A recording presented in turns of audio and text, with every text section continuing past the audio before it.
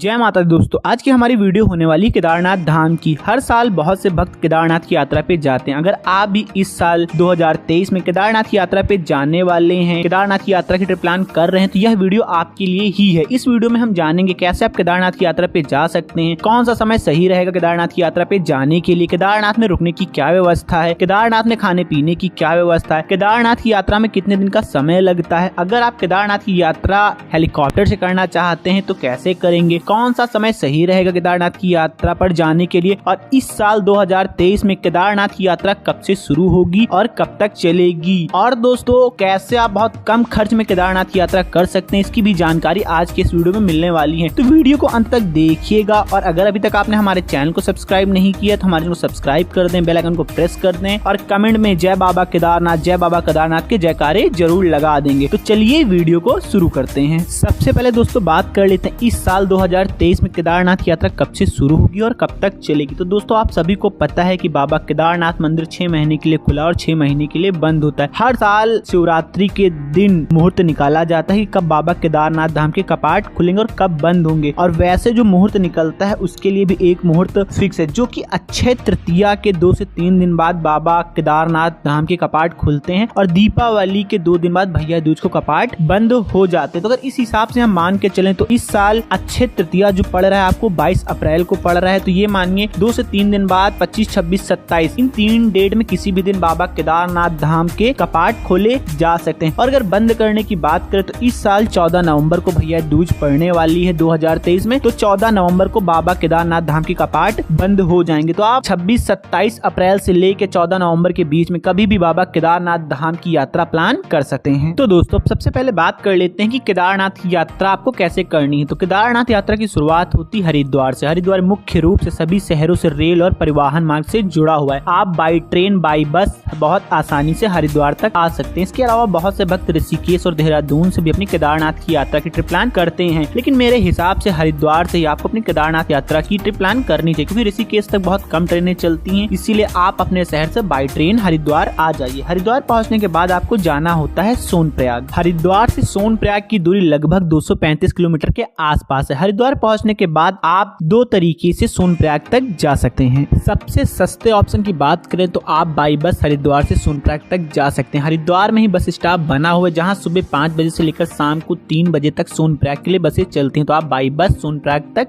जा सकते हैं। अब बात करते हैं आपको बस की टिकट कैसी लेनी चाहिए। आप जैसे हरिद्वार रेलवे स्टेशन उतरते हैं, रेलवे स्टेशन के बाहर ही आपको बहुत सारी ट्रेवल एजेंसियां मिल जाती, जहां से आप अपनी हरिद्वार से सोनप्रयाग की टिकट ले सकते हैं। इसके अलावा अगर आप चाहें तो सीधे हरिद्वार बस स्टॉप पे जाकर भी बस की टिकट ले सकते हैं, लेकिन अगर आप पहले से बस की टिकट ले लेते हैं तो आपको बस में कोई दिक्कत नहीं होगी। कभी कभी बहुत ज्यादा भीड़ होने की वजह से जब आप हरिद्वार बस स्टॉप पे पहुंचते तो वहाँ पे आपको टिकट मिलने में काफी दिक्कत होती, और आपको बस में जो सीट मिलती सबसे पीछे की मिलती, जिससे कि आपको थोड़ी सी प्रॉब्लम हो सकती है। इसके अलावा अगर आप हरिद्वार से सोनप्रयाग की बस की टिकट ऑनलाइन करना चाहते हैं, किसी भी थर्ड पार्टी ऐप जैसे रेड बस या मैक माई ट्रिप से आप अपने बस की एडवांस में टिकट ले सकते हैं। अब बात करते हैं दूसरे ऑप्शन की। तो आप हरिद्वार पहुंचने के बाद प्राइवेट टैक्सी करके भी आप सोनप्रयाग तक जा सकते हैं। अगर प्राइवेट टैक्सी की चार्ज की बात करें तो प्राइवेट टैक्सी वाले आपको 3 दिन में केदारनाथ की यात्रा करा देते हैं। इसके लिए वो आपको 12,000 रुपए से लेकर 13,000 रुपए के आसपास का चार्ज करते हैं। इसके अलावा दोस्तों अगर आप अपनी कार या बाइक लेके जाना चाहते हैं सोनप्रयाग तक, तो आप सोनप्रयाग तक अपनी कार या फिर बाइक लेके भी जा सकते हैं। सोनप्रयाग में बहुत बड़ी पार्किंग बनी हुई, जहाँ पे आप अपनी कार और बाइक खड़ी कर सकते हैं। अगर कार पार्किंग के चार्ज की बात करें तो 100 रुपए आपको कार के लिए देना होता है। अगर आप बाइक से जाते हैं उसके लिए आपको 50 रुपए का चार्ज देना पड़ता है। अब दोस्तों यहाँ पे आपके मन में एक सवाल आ रहा है कि कौन सा तरीका सही रहेगा। अगर आप बहुत कम बजट में केदारनाथ की यात्रा करना चाहते हैं तो आप बाई ट्रेन हरिद्वार पहुंचे और हरिद्वार से बाई बस ही सोनप्रयाग तक चले जाइए। अगर आप 100-150 रुपए ज्यादा खर्च कर सकते हैं तो पहले से ऑनलाइन टिकट बुक कर लें, जिससे आपको मनचाही सीट मिल जाएगी और आपको किसी प्रकार की बस में समस्या भी नहीं होगी। और दोस्तों अगर आप 4 से 5 लोग के ग्रुप में केदारनाथ की यात्रा करते तो फिर मैं सजेस्ट करूंगा आप हरिद्वार पहुंचने के बाद एक प्राइवेट टैक्सी कर ले, जिसमें आपको 12,000 रुपए के आसपास का खर्च देना पड़ेगा। मतलब अगर पर पर्सन के हिसाब से देख लें तो अगर 4 लोग हैं तो आप 3,000 रुपए पर पर्सन के हिसाब से आएगा। इसमें आपको बहुत आसानी होगी। अगर आप अपनी कार से तो आप कहीं भी रुक सकते हैं, कहीं भी खड़े हो सकते हैं, रास्ते में आपको बहुत अच्छे अच्छे नजारे पड़ते हैं, तो आप वो नजारे भी बहुत अच्छे से एंजॉय कर सकते हैं। तो दोस्तों अभी हम लोग हरिद्वार से सोनप्रयाग पहुंच चुके हैं। बात करते हैं सोनप्रयाग में रुकने की क्या व्यवस्था, लेकिन उससे पहले बात कर लेते हैं आपको केदारनाथ की यात्रा कब करनी चाहिए, मतलब कौन सा समय सही रहता है इन 6 महीनों में जब आपको केदारनाथ की यात्रा करनी चाहिए। जैसा कि आप सभी को पता है कि केदारनाथ मंदिर के कपाट 6 महीने खुले होते और 6 महीने के लिए बंद होते। अप्रैल मई के के महीने में केदारनाथ कपाट खुलते हैं अक्षय तृतीया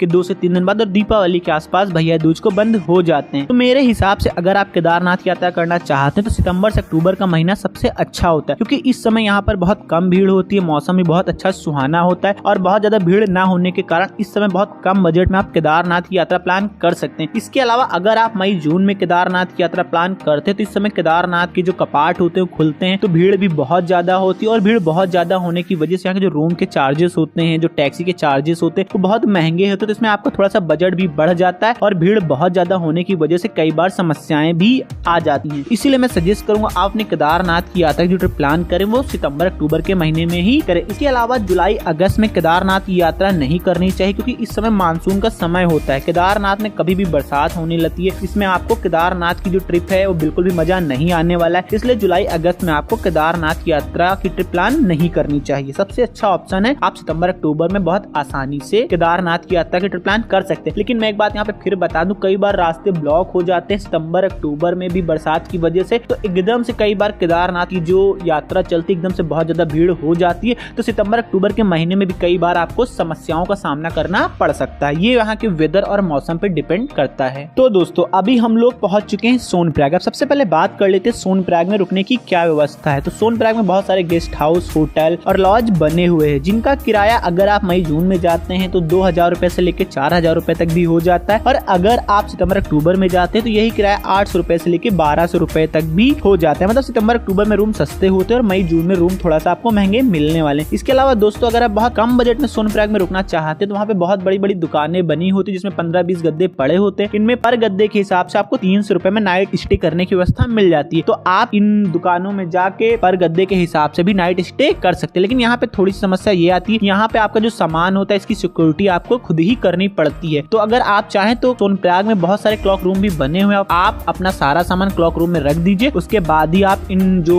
दुकानों में गद्दे मिलते हैं जिन्हें की डोरमेट्री बोला जाता है, यहाँ जाके नाइट स्टे कर लीजिए। तो दोस्तों ये तो बात हो गई सोनप्रयाग में रुकने की क्या व्यवस्था है। हरिद्वार से आप अपनी यात्रा की शुरुआत करते हैं, सुबह सुबह हरिद्वार से निकलते हैं और शाम तक आप पहुंच जाते हैं सोनप्रयाग। सोनप्रयाग में पहुंचने के बाद आपको अपने बजट अनुसार रूम लेना है, नाइट स्टे कर लेना है। फिर दूसरे दिन आपको सुबह सुबह उठ के जाना होता है सबसे पहले सोनप्रयाग से गौरीकुंड। गौरीकुंड वही जगह है जहाँ से केदारनाथ मंदिर के लिए पैदल यात्रा की शुरुआत होती है। सोनप्रयाग से गौरीकुंड जाने के लिए वहाँ पे सूमो सफारी टाइप की प्राइवेट टैक्सियां चलती हैं, जिनमें आपको 50 रुपए प्रति व्यक्ति के हिसाब से देना होता है, जो आपको 15 से 20 मिनट में सोनप्रयाग से गौरीकुंड छोड़ देते हैं। अगर दूरी की बात करें तो सोनप्रयाग से गौरीकुंड की दूरी मात्र 5 किलोमीटर के आसपास है। गौरीकुंड तक आप किसी भी प्रकार का प्राइवेट व्हीकल्स लेके नहीं जा सकते, ना आप कार लेके जा सकते अपनी, ना आप बाइक लेके जा सकते हैं। सिर्फ वहाँ पे जो खुद उनकी जो टैक्सियां चलती हैं आप उसी से गौरीकुंड तक जा सकते हैं। तो दोस्तों अभी हम पहुंच चुके हैं गौरीकुंड। गौरीकुंड में ही गौरी माता का मंदिर बना हुआ है, जहाँ आपको दर्शन कर लेना, और यहीं पे गौरीकुंड भी बना हुआ जिसका पानी हमेशा गर्म रहता है। तो अगर आप चाहें तो इसमें स्नान भी कर सकते हैं। कहते हैं यहाँ पे स्नान करने से आपके जितने भी चर्म रोग होते हैं, मतलब दांत, खाज, खुजली, वो समाप्त हो जाते हैं। यहीं से जो भक्त पैदल अपनी यात्रा करना चाहते हैं अपने पैदल यात्रा की शुरुआत करते हैं, और जो भक्त पैदल यात्रा नहीं कर सकते उनको यहाँ पे घोड़े, खच्चर, पालकी की व्यवस्था भी मिल जाती है। अगर आप घोड़े, खच्चर से जाना चाहते हैं तो इसके लिए आपको करीब 2750 रुपए का चार्ज देना होगा 2023 में,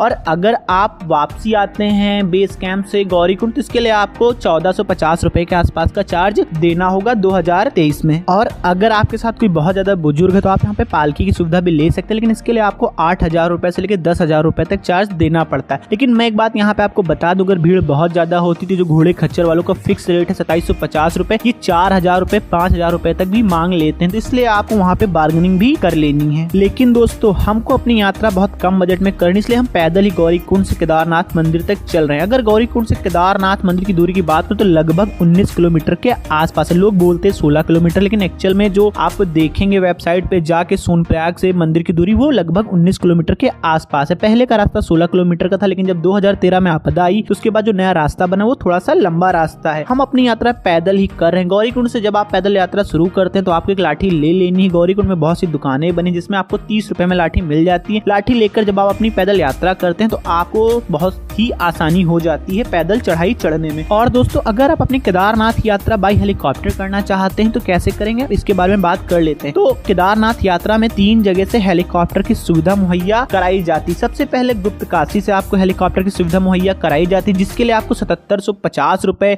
अप और डाउन का चार्ज देना पड़ता है। दूसरा फाटा से केदारनाथ के लिए हेलीकॉप्टर की सुविधा उपलब्ध कराई जाती जाती है, जिसके लिए आपको 4720 रुपए अप और डाउन का देना पड़ता है। और एक जगह पड़ती है सरसी से भी आपको केदारनाथ के लिए हेलीकॉप्टर की सुविधा प्रोवाइड कराई जाती है, जिसके लिए आपको 4680 रुपए के आसपास का चार्ज देना पड़ता है। तो दोस्तों अगर आप बाई हेलीकॉप्टर अपनी केदारनाथ यात्रा करना चाहते हैं, उसके लिए आपको सोनप्रयाग जाने की जरूरत नहीं। आप जहां से आपको हेलीकॉप्टर से अपनी यात्रा करनी है, मतलब अगर आप हाटा से अपनी केदारनाथ यात्रा करना चाहते हैं, गुप्तकाशी से अपनी हेलीकॉप्टर से यात्रा करना चाहते हैं, तो आपको वहीं पे नाइट स्टे कर लेना है। दोनों ही जगह नाइट स्टे करने के लिए आपको 1000 रुपए से लेकर 1500 रुपए में रूम अवेलेबल हो जाते हैं। अब सबसे पहले बात आती है आपको टिकट कैसे लेनी। अगर आप पीक सीजन में जा रहे हैं तो मैं सजेस्ट करूंगा आप पहले से ही अपनी ऑनलाइन टिकट ले लें। ऑनलाइन टिकट लेने के लिए आपको इस वेबसाइट पे जाना होगा। इस वेबसाइट पे जाके आप पहले से अपनी ऑनलाइन टिकट की बुकिंग कर सकते हैं। ऑनलाइन टिकट की जो बुकिंग की डेट होती है लगभग 1 महीने पहले ही खुल जाती है। और इस बार सुनने में आ रहा है कि जो टिकट होंगे, मतलब पहले अगर आप टिकट ले लेते हैं ऑनलाइन तो आपको कम पैसे देने होंगे। अगर आप अटेंडम में जाके तुरंत में टिकट लेते हैं तो उसके लिए आपको ज्यादा पैसे भी देने पड़ सकते हैं। इसके अलावा फाटा और गुप्तकाशी में ऑफलाइन तरीके से पहुंचने के बाद भी आप टिकट ले सकते हैं। अगर भीड़ कम है तो आपको आसानी से टिकट मिल जाएगा। अगर भीड़ ज्यादा है तो इसके लिए आपको एक नाइट का एक्स्ट्रा स्टे भी करना पड़ सकता है। तो दोस्तों हम लोग अपनी यात्रा पैदल ही कर रहे थे। पैदल जब आप अपनी यात्रा की शुरुआत करते हैं, रास्ते भर आपको तरह तरह के प्राकृतिक दृश्य देखने को मिलते हैं। रास्ते भर आपको कई जगह झरने देखने को मिलते हैं। झरनों का जल बिल्कुल पीने योग्य है, तो आप इन झरनों का पानी भी पी सकते हैं। और इसके अलावा मैं आपको एक चीज बता दूं, रास्ते में आपको कई जगह नेटवर्क की असुविधा देखने को मिलेगी, जिसके लिए आपको जगह जगह पे वाईफाई की सुविधा भी देखने को मिल जाएगी। और दोस्तों पूरे रास्ते भर आपको जगह जगह खाने पीने की सुविधा भी मिल जाएगी। जगह जगह आपको मैगी, आलू का पराठा करीब 50 रुपए, मैगी आपको 50 रुपए, यही सब आपको रास्ते भर देखने को मिलेगा। खाने पीने के लिए बहुत अच्छी व्यवस्था आपको देखने को नहीं मिलेगी। छोटे छोटे होटल मिलेंगे जहां आप यही सब चीजें खा सकते हैं। तो दोस्तों आप सुबह सुबह अपनी केदारनाथ यात्रा की पैदल शुरुआत करिए। शाम तक आप पहुंच जाएंगे बेस कैंप। बेस कैंप वही जगह जहां पे केदारनाथ आए हुए सभी भक्तों को रुकने की व्यवस्था की जाती है। बेस कैंप से मंदिर की दूरी मात्र 1 किलोमीटर के आसपास की ही बचती। तो सबसे पहले बात कर लेते हैं बेस कैंप में रुकने की क्या व्यवस्था और वहाँ पे खाने पीने की क्या व्यवस्था है। तो दोस्तों बेस कैंप में ही आपको बहुत सारे टेंट लगे हुए मिल जाते हैं, जिनका किराया पर पर्सन के हिसाब से 400 रुपए के आसपास लिया जाता है। लेकिन अगर भीड़ बहुत ज्यादा होती है तो इसमें आपको 800 रुपए तक भी देने पड़ सकते हैं। मतलब अगर आप सितंबर अक्टूबर में जाएंगे तो 400 रुपए में आप नाइट स्टे कर सकते हैं। अगर आप मई जून में जाते हैं तो 800 रुपए 1000 रुपए तक भी आपको देने पड़ सकते हैं। इसके अलावा दोस्तों यहाँ पर गढ़वाल मंडल निगम लिमिटेड, जिसे की GMVN बोलते हैं, इनके भी गेस्ट हाउस बने हुए जिनमें आप नाइट स्टे कर सकते हैं। यहाँ पे टोटल GMVN के 3 गेस्ट हाउस बने हुए जिनका नाम है Nandi complex first, Nandi complex second, Swargarohini complex. अगर इनके चार्ज की बात करें तो नंदी कॉम्प्लेक्स में रुकना चाहते हैं तो इसके लिए आपको 800 रुपए पर बेड के हिसाब से देना होता है। लेकिन ये जो बेड होता है आपको बेड पे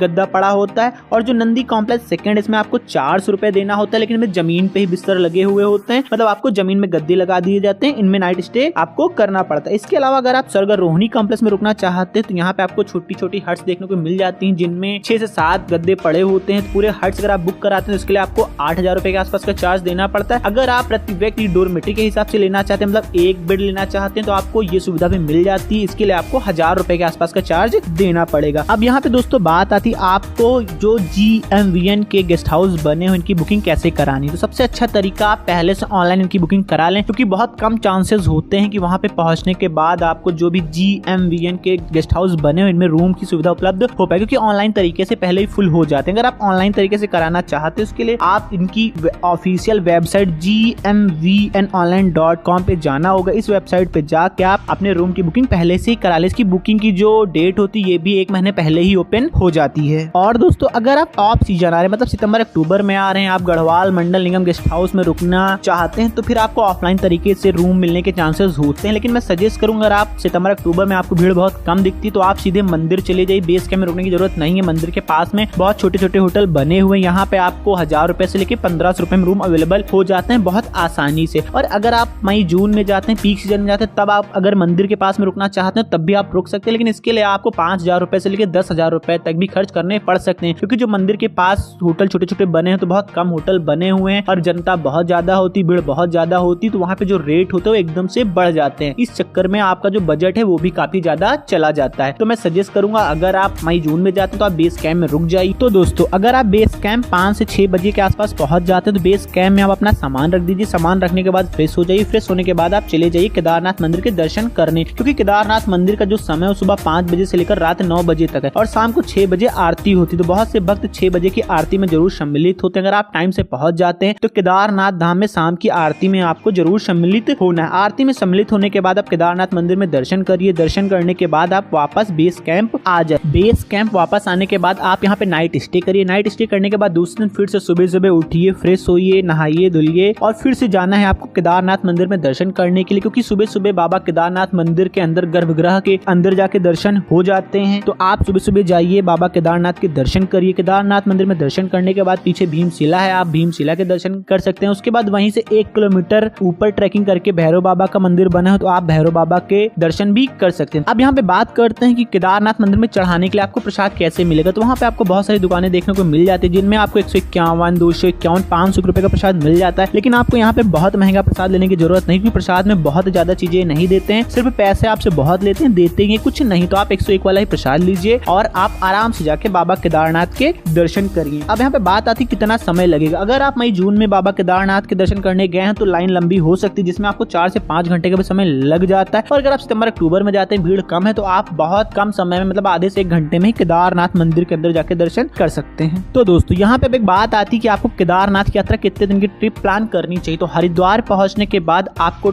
हरिद्वार से केदारनाथ मंदिर के दर्शन करने के बाद वापस हरिद्वार आने में 5 दिन का समय लग जाता है। तो आप अपनी केदारनाथ की यात्रा 5 दिन की ट्रिप प्लान कर सकते हैं। और अगर आप कार से अपनी ट्रिप प्लान कर रहे हैं तो इसके लिए भी आपको 4 दिन की ट्रिप प्लान करनी पड़ेगी। अब दोस्तों मैं बात कर लेते हैं केदारनाथ मंदिर के आसपास आपको खाने की क्या व्यवस्था मिलने वाली। तो केदारनाथ मंदिर के आसपास आपको 100 रुपए से लेकर 200 रुपए में भरपेट खाना खाने को मिल जाता है। ये डिपेंड करता है भीड़ कितनी ज्यादा है। यहाँ पे भी आपको थाल सिस्टम देखने को मिलेगा। यहाँ पे आपको दाल चावल सब्जी रोटी यही खाना देखने को मिलेगा। इससे अच्छा खाना आपको यहाँ पे नहीं मिलने वाला है। तो दोस्तों अब यहाँ पे बात आती केदारनाथ यात्रा पे आपका कितना खर्च आने वाला। तो ये मैंने 2 भागों में बांट दिया। अगर आप केदारनाथ की यात्रा जाते हैं, बाई ट्रेन जाते हैं, फिर बस से सोनप्रयाग जाते हैं, फिर आगे पैदल यात्रा करते हैं, तो इसमें आपका जो खर्च आने वाला है वो 4000 रुपए से 5000 रुपए के आसपास आने वाला है। और अगर आप हरिद्वार पहुंचने के बाद 4 लोग हैं, प्राइवेट टैक्सी अपने केदारनाथ की यात्रा करते हैं, तो इसमें आपका पर पर्सन के हिसाब से 7000 रुपए से 8000 रुपए के आसपास का खर्च आने वाला है। इस खर्च में आपका आना जाना खाना रहने का खर्च इंक्लूड है। बाकी आपकी खरीदारी जो करते हैं इसका खर्च इसमें जोड़ा नहीं गया है। और कई बार ये खर्च बहुत ज्यादा भी हो जाता है। अगर बहुत ज्यादा भीड़ है तो आपको रूम का जो चार्ज है वो बहुत ज्यादा देना पड़ जाता है, और टैक्सी का चार्ज भी बहुत ज्यादा देना पड़ जाता है, तो इसलिए चार्ज ज्यादा भी हो सकता है। और अगर आप हेलीकॉप्टर से अपनी यात्रा करते हैं तो अब भी पर पर्सन के हिसाब से 10,000 रुपए खर्च आ जाएगा, क्योंकि 5 से 6,000 रुपए आपका टिकट हो जाएगा और वहां तक जाने आने का 4,000 रुपए पर पर्सन के हिसाब से खर्च आ ही जाता है। और अगर आप पैदल यात्रा नहीं करते हैं, घोड़े खच्चर से करते हैं, तो फिर आपके जो खर्च है उसमें घोड़े खच्चर का खर्च भी जुड़ जाता है। तो दोस्तों आज की वीडियो में बस इतना ही। कैसा लगा आज का हमारा ये वीडियो कमेंट में कमेंट जरूर करिए। अगर आप केदारनाथ की यात्रा पे जाने वाले हैं 2023 में, आपका कोई सवाल है तो आप कमेंट में सवाल कर सकते हैं, जिसका जवाब आपको तुरंत ही दिया जाएगा। और दोस्तों आपसे एक रिक्वेस्ट है कि इस वीडियो को ज्यादा से ज्यादा शेयर करिए, जो भी लोग केदारनाथ की यात्रा पे जाना चाहते हैं, क्योंकि जानकारी होना बहुत जरूरी है अगर आप केदारनाथ की यात्रा पे जाते हैं। तो मिलते हैं आपसे नेक्स्ट वीडियो में। Subscribe now